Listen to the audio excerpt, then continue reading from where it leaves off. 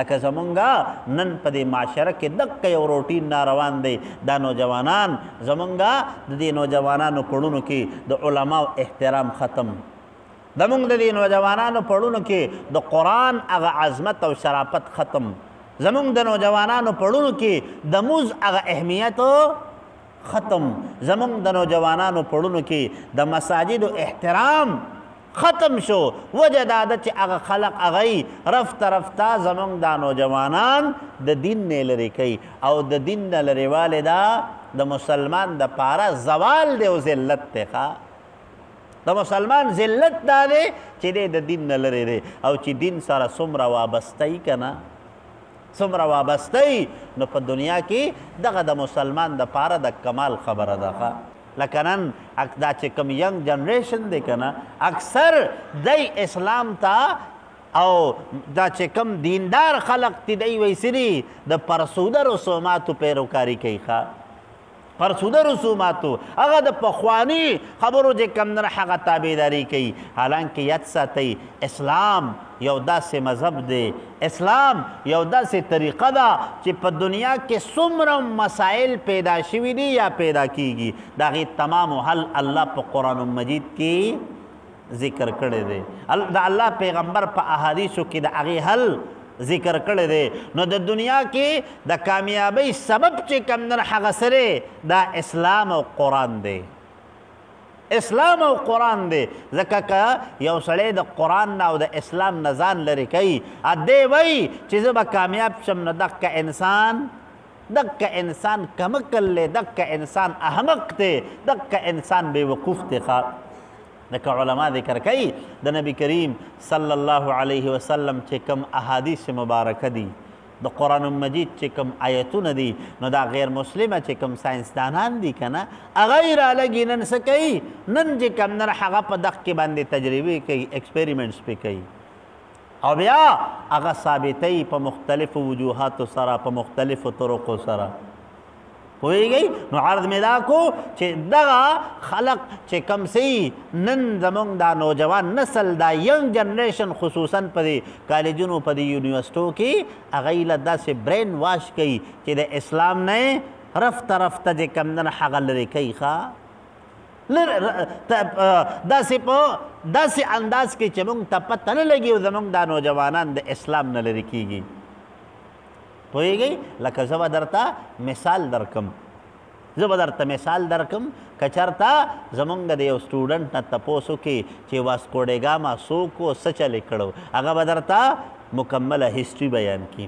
خو که چېرته موږ ترېنه دا تپوس وکړو چې حضرت خالد ابن ولید څوک و او د هغه کومه کارنامې کړې وي بیا پته نشته. که موږ ورته دا ووایو چې حضرت عمر څوک و کومې کارنامې کړې وي دا پته نشته. که چېرته هغه ته موږ د حضرت ابو عبیده ابن الجراح د هغه حالات ووایو پته نشته. د صحابه کرامو د کوم تپوس چې کوو نو ګورې بیا پته نشته. نو وجه دا ده چې د خپلو آبا او اجداد د خپلو مشرانو چې کومې طریقې وي هغه دا غیر مسلمه زمونږ تاسو نه پټوي. د خپلو آبا او اجداد کم تاریخ دی، کم د غیرت اوقات دي، کم د غیرت واقعات دي، کم بهادري ده هغه مونږ تاسو ته هغوی نه مخامخ کوي. هغوی صرف هغه چې کم د هغوی هغه خلق دی نو د هغوی نه مونږ ته هیروز جوړ کړي دي، د هغوی نه مونږ ته خپل آیډیل جوړ کړي دي. نو مونږ تاسو ګورئ نوجوانان نن ټول په هغوی پسې روان دي.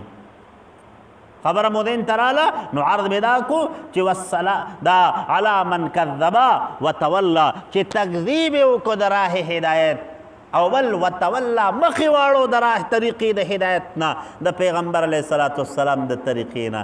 نن خلقو ته د اسلام په طریقه د اسلام په لباس د اسلام په شکل او صورت د اسلام په طرز معاشرت د اسلام په طرز زندگی په دې باندې خلقو ته لغونته کې ځان بد ښکارېږي. موږ څه وو معاشره کې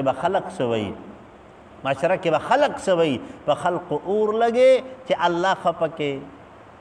الله لومبی ستا دپاره د الله خوشحالول د الله رضا کول دا ضروري دي او چې الله دې رضا کړه دا خلق په دنه خود به خود الله رضا کړي.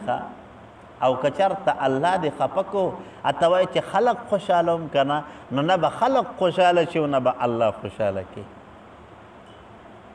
پوهېږئ تاسو نو الله تعالی وایي وان العذاب على من کذب وتولى د الله عذاب به راځي په هغه چا چې د راه هدایت تکذیب یې وکړو او بل وتولا مخې واړو نو د مخ د اړولو نه مطلب دا دی چې د اسلام احکامات دا ورته خلاره نه ښکاري د اسلام چې کم طور طریقې دي دا ورته ښې نه ښکاري د اسلام چې کم احکامات دي هغې نه ځان چې کم نن هغه ورو کناره کش کوي ښه لکه زمونږ نن په دې معاشره کې دقه یو روټین ناروان دی دا نوجوانان زمونږ د دې نوجوانانو کړنو کې د علماو احترام ختم زمونږ د دې نوجوانانو پړونو کې د قرآن هغه عظمت او شرافت ختم زمونږ د نوجوانانو پړونو کې د مونځ هغه اهمیت ختم زمونږ د نوجوانانو پړونو کې د مساجدو احترام ختم شو وجه دا ده چې هغه خلق هغه